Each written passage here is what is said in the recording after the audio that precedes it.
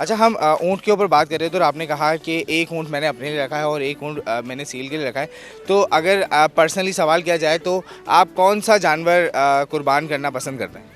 मुझे खूबसूरत जानवर जैसा ये जानवर है ना, इस तरह का खूबसूरत जानवर बहुत पसंद है। आप अच्छा, दिखाएं। ये जानवर आपने अपने लिए रखा है या ये फिर? सेल का फॉर सेल का है, मैंने अपने जानवर पीछे रखा हुआ अच्छा, छुपा है। मुझे बताएं कि इसको अलग से क्यों रखा है? क्या ये ज़मीन में बन जाने वाला है? नहीं नहीं नहीं, यहीं सेल होगा इंशाल्लाह, मुनासिब रेटों पे देंगे। यहीं सेल होगा। ऐसा अच्छा, नहीं है कि इसकी अच्छा खूबसूरती के लिए कुछ आपने इंजेक्शन वगैरह कुछ और जो खिलाई कोई ऐसी पिलाई? चीज़ नहीं, कोई ऐसी चीज़ नहीं। आप पीछे दिखाओगे, यहाँ पे भी हमारे इस फार्म पे भी पूरी घास लगी हुई है, हर चीज़ अपनी ऑर्गेनिक फीड है, सही। तेल पिलाते हैं, घी खिलाते हैं, ये काम करते हैं। बाकी कोई इंजेक्शन, कोई ओवरडोज इस तरह का कोई काम कोई मतलब मेडिकली कुछ काम नहीं करते? कुछ भी नहीं, कुछ भी नहीं। वैक्सीनेशन जो इनकी होती है वो रेगुलर वो रेगुलर है, वो तो एक नेसेसरी चीज़ है।